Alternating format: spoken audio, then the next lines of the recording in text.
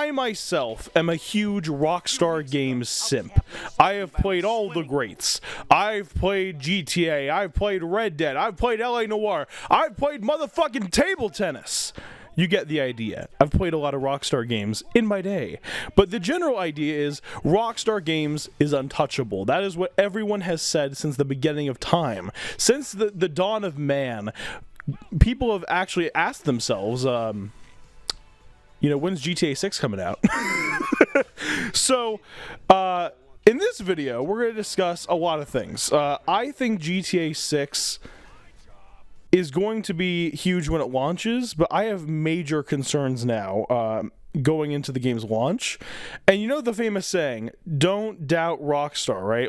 You don't doubt James Cameron making $1 billion, right? With an Avatar film. I mean, obviously he's going to make the money. Jimmy Cameron is going to make the money, right? Music on!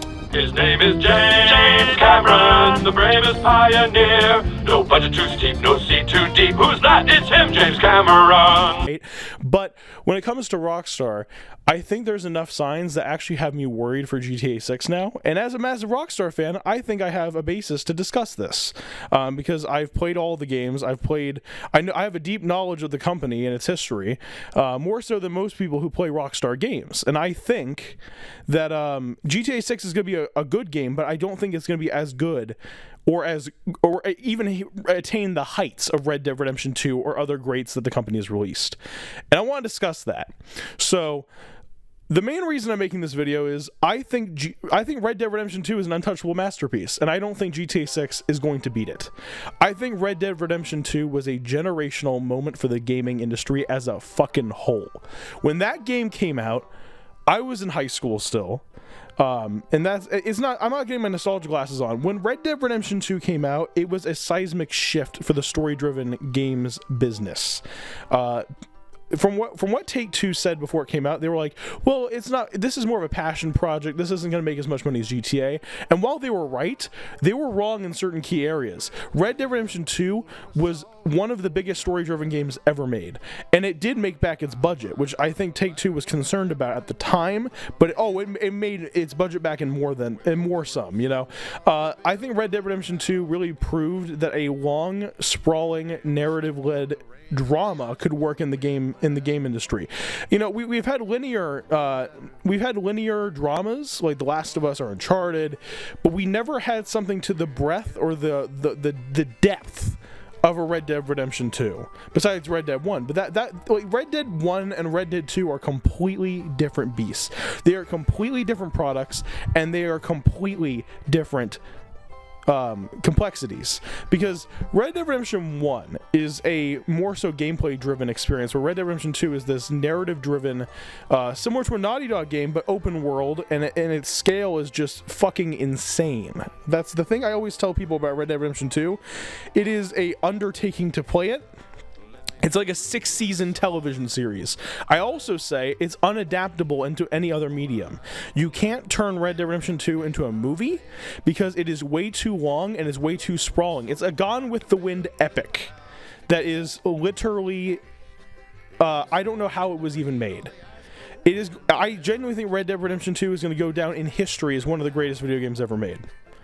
And that's not me just saying that with rose-tinted glasses. I really believe it is a unequivocal masterpiece. Now, it's really hard to follow that up. I think it's almost impossible to follow up Red Dead Redemption 2, because Red Dead Redemption 2 was a passion project of narrative prowess that I don't think will ever be touched again. And I even see some of that in the GTA 6 footage. It looks like story is definitely prioritized, but not to the same level. And we haven't played the game, so I could be wrong about it. Everything here is conjecture. We don't know what the game is going to be like until we have it in our hands, and we have a bag of Doritos and a big thing of Mountain Dew next to us, right? But I do think it's not going to be to the level of narrative complexity that Red Dead Redemption 2 was, because Red Dead was just sprawling. And I've even heard reports that they are making GTA 6 a shorter game, which makes sense because they're trying to die down on crunch, and Rockstar has a notorious crunch culture if you've ever looked into that. Red Dead Redemption 2, the writers had 100-hour work weeks. That is unacceptable.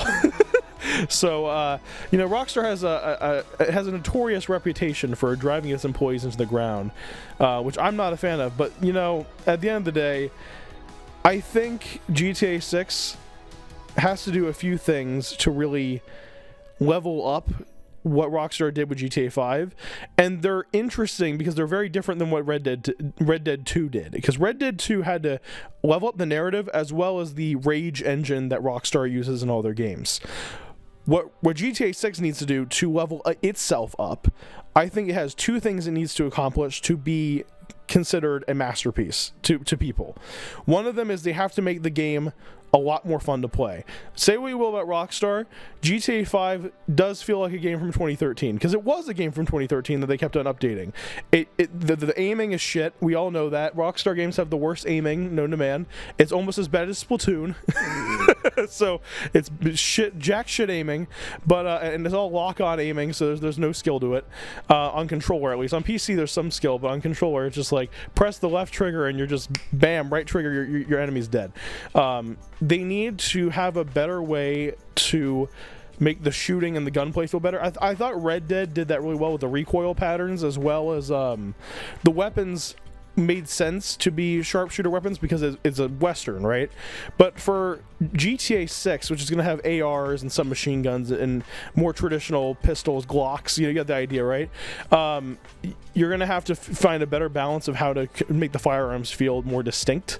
I also think the driving mechanics need to be significantly better than GTA 5. GTA 5 had decent, driving mechanics for 2013, but they weren't like game-changing, and there were racing games that had better handling and better driving by nature. They were trying to make a more arcadey feel with the driving in GTA 5, and that is the way you should do it for a game like GTA 5, but I feel like the cars in GTA 5 specifically are very floaty, and they don't feel like they have weight. If you had more weight, like the horses in Red Dead, you would have a much better driving experience. I think they're going to do a lot of that in GTA 6.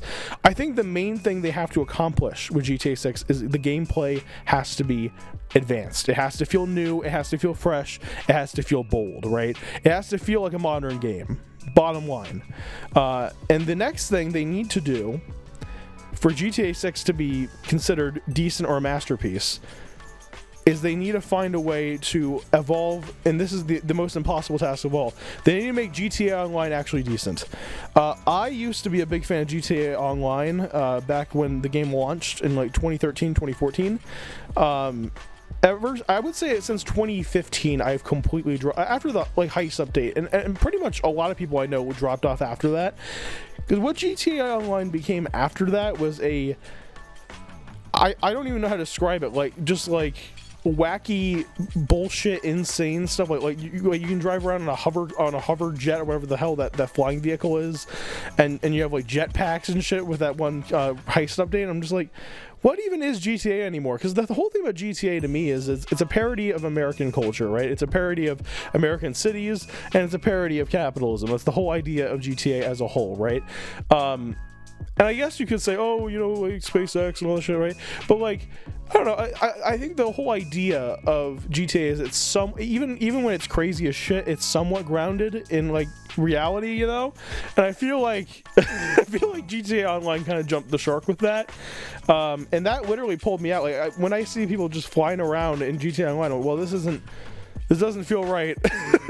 And also, I feel like it became a lot less. One of the things I liked about GTA Online when it launched was that it was a lot of the fun of it was the community-made maps and the community-made level designs that you could find in GTA Online. I felt like that became deprioritized as the years went on, and they focused more on scripted heists and scripted missions and scripted jobs, like the businesses and the gun running and all that, and the bikes, right? The biker thing, and also the arcade. And can't forget the arcade. And Gay Tony. Can never forget Gay Tony. If you do, he'll break your fucking kneecaps. Anyway, so the idea is, I feel like GTA Online needs to it needs to be not only grounded, but it needs to somehow, and this is the most impossible task of all, it needs to feel like it has the same level of content as 10 years of GTA 5.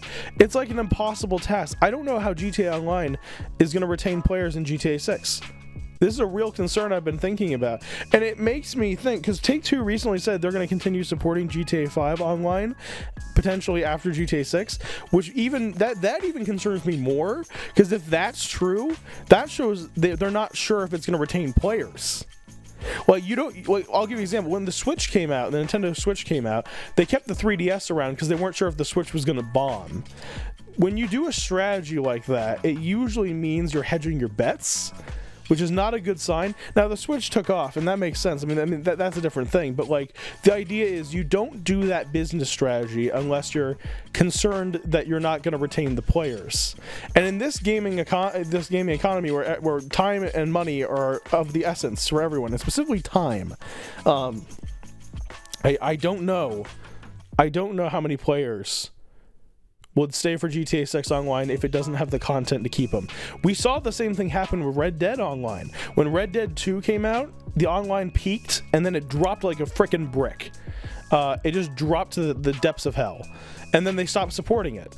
And then they went back to GTA 5 again. So, you see what I'm saying? Like, when you do this, when you create a new live service, like Overwatch 2, which is now Overwatch 1 again, but that's the idea, is that it's hard to move players from something they're used to, especially from a thing as massive as fucking GTA.